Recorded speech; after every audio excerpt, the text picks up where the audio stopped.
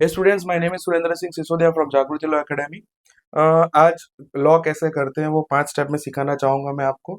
Law, first thing law, second step LLB, third step है law time management, fourth है practice और fifth है AIB. ठीक है। मैं पूरा समराइज करूंगा क्योंकि आज 26 जनवरी 2026 है। मैं पूरा एक्सप्लेन इसलिए कर रहा हूँ कि अभी जनवरी चल रहा है, फरवरी, मार्च, अप्रैल। अप्रैल में आपको एलएलबी में एडमिशन लेना है तो आपको क्या क्या ध्यान रखना पड़ेगा। ये पूरा प्रोसेस 1500 दिन का है, बट ये कोर्स 3 साल का है। ठीक है, 3 साल मतलब 365 365 365 1000 डेज, और 2 साल की प्रैक्टिस करोगे तब अच्छे लॉयर बन पाओगे 5 साल के अंदर। ठीक है।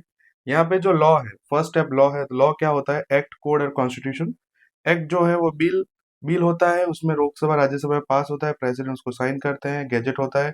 अगर स्टेट की अप्रूवल चाहिए, for an example GST her state में लागू पड़ता है, हर स्टेट की बहुमति चाहिए तो वो लॉ आए, तो वो एक्ट बनेगा, वरना वो एक्ट नहीं बनेगा।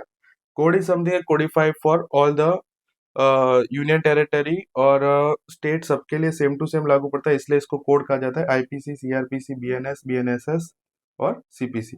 कॉन्स्टिट्यूशन लॉ सब पे लागू पड़ता है, but act is something that her state पे लागू नहीं पड़ता है, थोड़ा सा लागू पड़ता है, थोड़ा सा नहीं पड़ता है। ठीक है। कोड सब जगह पे लागू पड़ता है, कॉन्स्टिट्यूशन सब जगह लागू पड़ता है। सेकेंड थिंग है एलएलबी। एलएलबी का मतलब होता है, एलएलबी का मतलब होता है डबल एल डॉट बी, मतलब इसका लीगम बैक्लोरियस। ठीक है।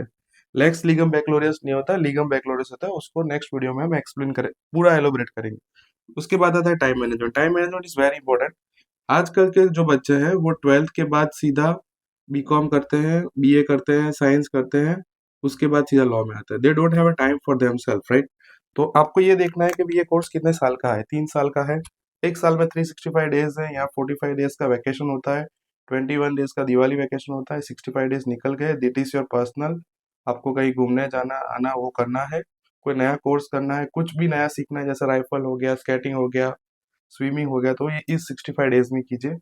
300 रहे, 300 डेज में से सैटरडे संडे और पब्लिक हॉलीडेज 120 आते हैं, मैं यहाँ 100 निकल रहा हूँ। It is your family time. ठीक है।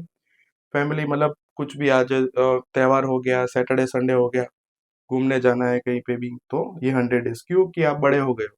इस टाइम पे क्या होता है, मेजर बच्चे को क्या होता है, शादी भी हो गई होती है, पैसा कमाना भी पड़ता है, फैमिली फंक्शंस भी अटेंड करने पड़ते हैं, इसलिए मैं 100 डेज फैमिली के निकाली।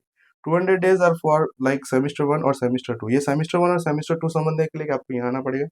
यहाँ पे 6 सेमिस्टर होते हैं, 3 साल का कोर्स रहता है। Semester 1 semester 2 1 year, 3 4 second year and 5 6 third year.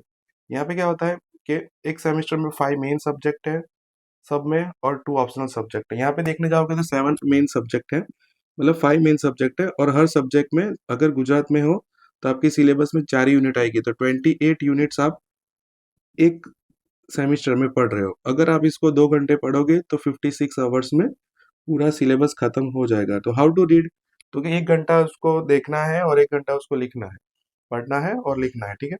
यहाँ पे इम्पोर्टेंट क्या है कि सेमिस्टर 1 में 5 सब्जेक्ट है और 2 ऑप्शनल सब्जेक्ट है। 5 सब्जेक्ट में 500 मार्क में 250 लाना जरूरी है, और पासिंग मार्क 40 है, बट ओवरऑल कितना हो जाए 250, लाइक सीएम होता है। ये एक प्रोफेशनल कोर्स है। ठीक है। और यहाँ पे 200 मार्क का पेपर आएगा, 100 मार्क का, 100 में से 40 लाओगे तो चलेगा। यहाँ सॉफ्ट स्किल और फाउंडेशन होता है, बट वो भी बहुत इंपॉर्टेंट है। ठीक है। Each and every subject important है।